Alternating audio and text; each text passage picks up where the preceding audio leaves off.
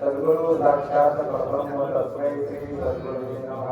शान्ताकारं भजनशयनं पद्मनाभं सुरेशं विश्वाधारं गरुडपुरुषं निग्रहणं शिवाङ्गं लक्ष्मीकान्तं कमलनयनं योगिनिदानगम्यं वन्दे विष्णुभवभयहारं।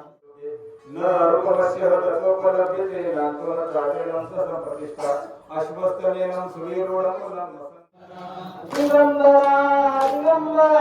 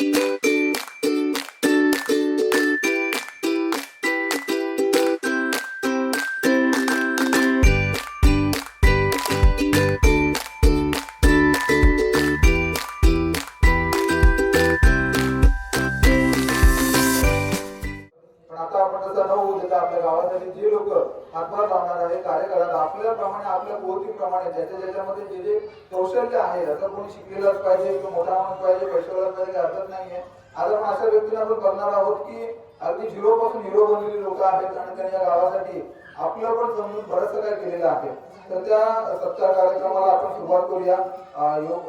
जो आपण हा कार्यकृती सोहळा त्याच्यासाठी आपण करूया। तत्पूर्वी आज आपल्या दत्त जयंती सोहळ्यासाठी ज्या ज्या लोकांनी आपल्या दत्त जयंती सोहळ्यासाठी A few moments later.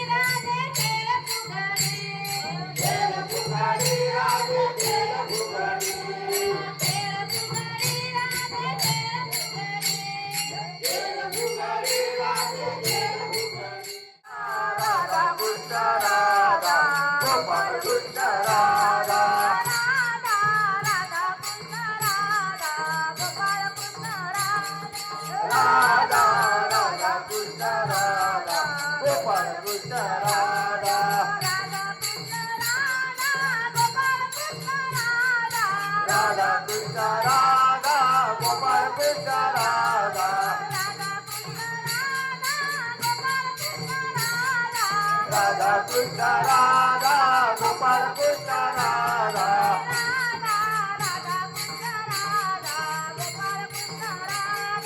Radha Radha Krishna Radha Gopal Krishna Radha जय फुगडी राधे जय फुगडी जय फुगडी राधे जय फुगडी जय फुगडी राधे जय फुगडी जय फुगडी राधे जय फुगडी जय फुगडी राधे जय फुगडी राधा राधा कृष्ण राधा गोपाळ कृष्ण राधा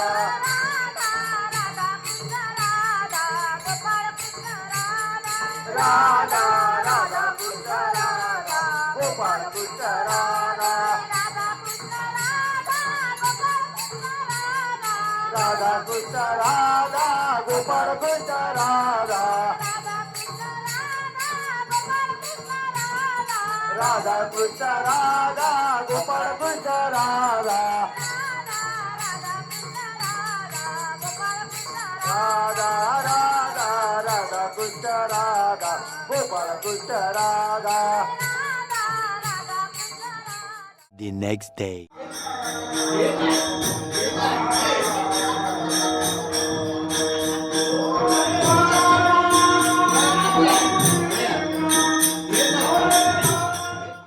स्वइच्छेने अवतारास आलेले महान भगवत महाराष्ट्र भूषण संत सम्राट विश्ववंदनीय जगद्गुरु श्री तुकोबाराय यांच्या गाथ्यामधील 4 चरणाची गवळण आजच्या कार्याच्या प्रसंगी कीर्तनासाठी निवडलेले आहे. विठोबा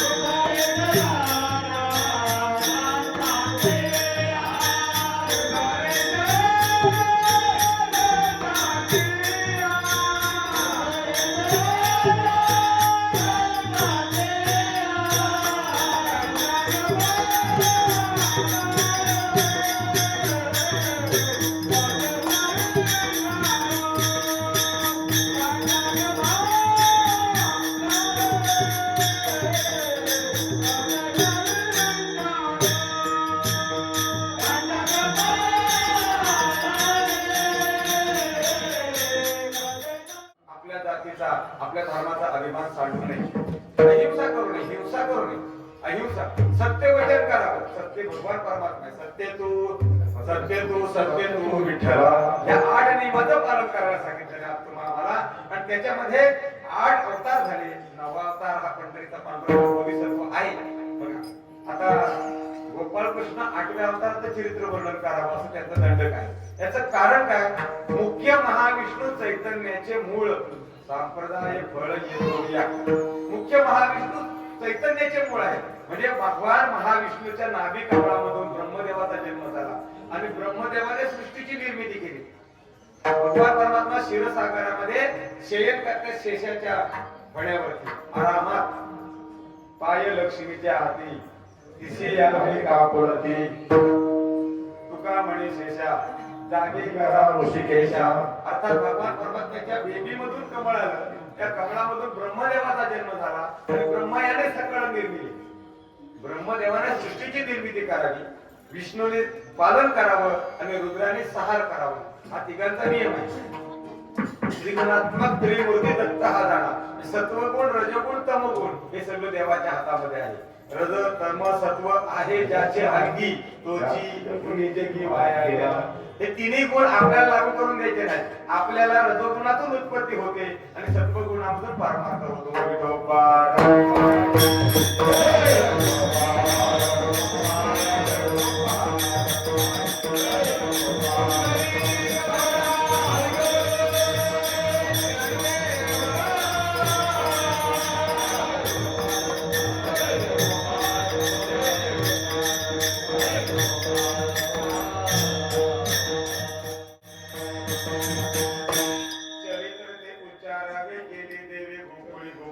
कृष्ण परमात्म्याचे चरित्र केले ते आपण एका तासामध्ये पाहणार आहोत. कारण भगवान गोपाळ कृष्णाचं चरित्र याचा जर आपण विचार करायला गेलो तर सर्वसामान्य साधू संत, सर्वसामान्य राजलोक यांच्या चरित्राचा आपण विचार करू शकत. तुम्हाला एक छोटासा कथाभाग सांगून जातो, लक्षात येईल आपल्या.